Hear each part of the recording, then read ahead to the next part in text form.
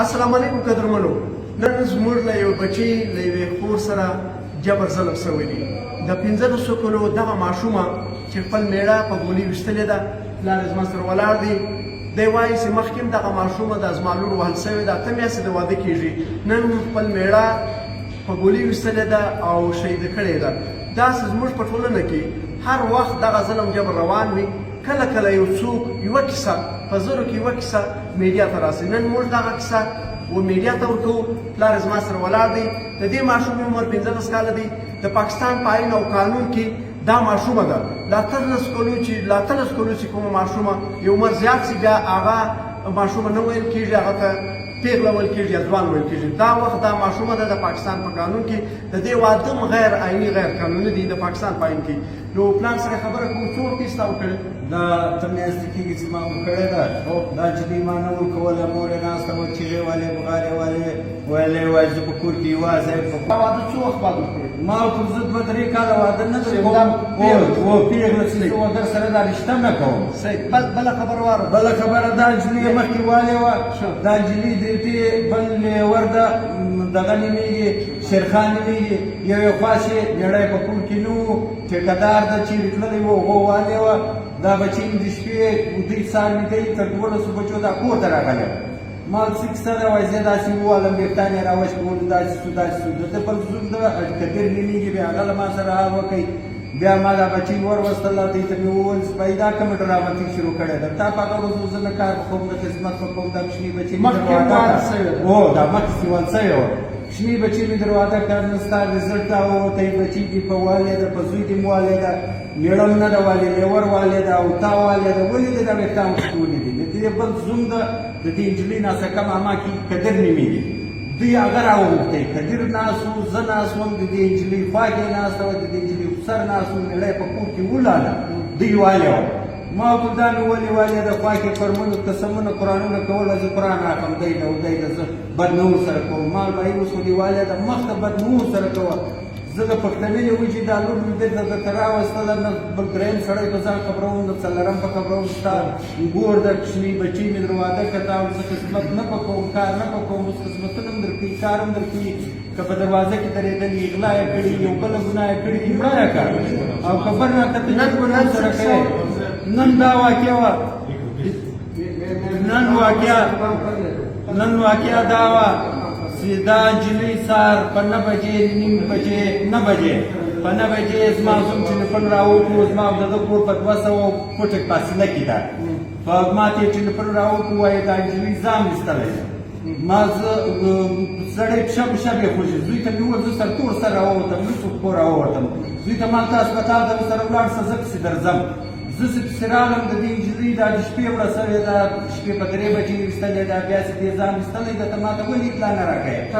ما کور په 200 فوټه کې لرلې ده، د 1 منټ لاره ده. زما تر کور ده، تر کور د 1 منټ دی، د 2 منټو لاره ده.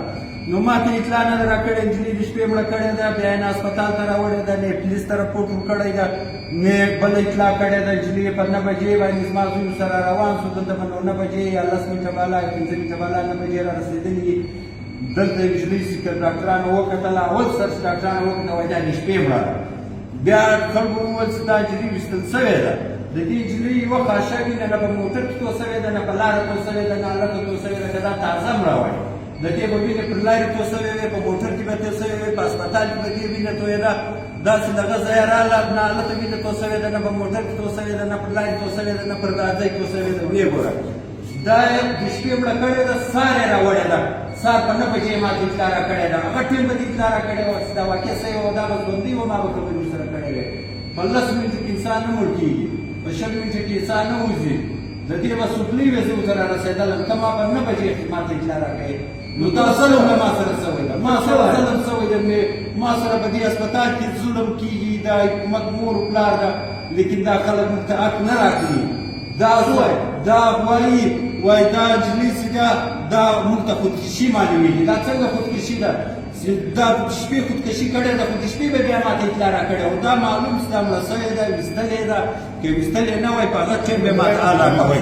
یو منټ له دې ګوره دا خبرو چې دا ښکاره کېږي. د دې عمر 15 کاله دی. 15 کلو نجلۍ چې دي هغه توپانچه نه چلولی شوی، نه توپانچه سر کار لري.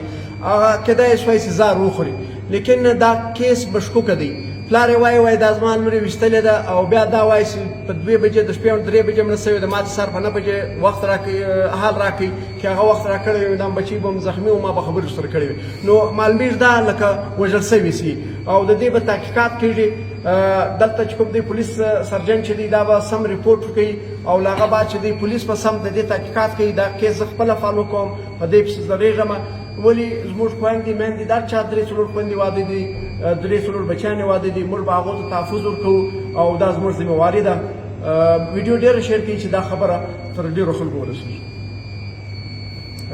بله هم جوړوم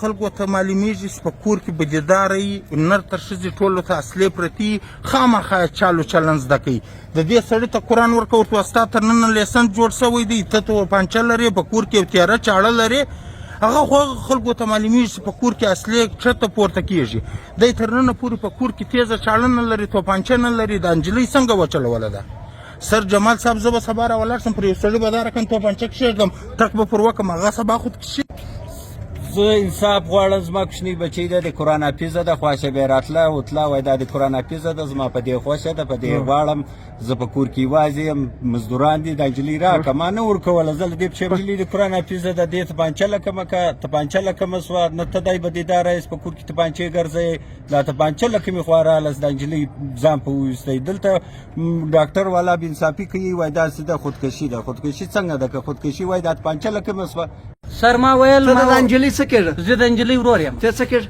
زه پلار یم څنګه کیسه وه دا نجلۍ خو ماښام په 2 بجې ویستې وله اوس پرته دوی په کور د قاتل دوی په کور د قاتل په کور ډي اس پي ور دننه سو موږ یې ټول پسې راواخیستو موږ چې کوم خلک دوی خواک دا اوس دوی موقع کتلې وه ډي اس پي دننه سول ده سر کېناستی ما په دا سترګو ولیدی دی و ډي اس پي و اس ایچ او رالی زه یو 2 چکیم پسې کش کړمه سیده د ده په کور دې ننوتی موږ یې دننه نه یو پرېښي دروازه یې د باندې بنده کړه دوی 3 ورونه وو 3 سره د هلته یو پلار 2 ورونه یو خو بند دوی میټینګ سره کوي اوس ته وایې چې څه کوي نو دا دوی میټینګ سره کوي هر حساب کوي پیسې جن غواړي هر شی جن غواړي مازدارۍ مې ورته وکړې خواستۍ مې ورته وکړې مال ما وینه مه خرڅوئ یا ویې نیولی د دوی بقاعده دباو پر موږ اچوي سړی نجلۍ یې موږ مړه د دباو هم پر موږ اچوي پر کور یې کم سے کم 10-15 پولیس اوس ولاړو ډي اس پي پخپله ولاړو ډي اس پي رالی الټه زه خو نه زه نه کېنولم زه جندغه شوم زما اکا یې م ونیوی هغه یې هم کېنوی دباو یې اچوی په ما پسې یې منډې ولې ما جن منډه که زه یې نیولم زه یې کېنولم دا موږ ټول 2-3 کسان یې په لاس ورکړي اوس دوی دا هم پسې ګرفتاره کوي قتل هم دې موږ سوی ده ګرفتاري هم دې موږ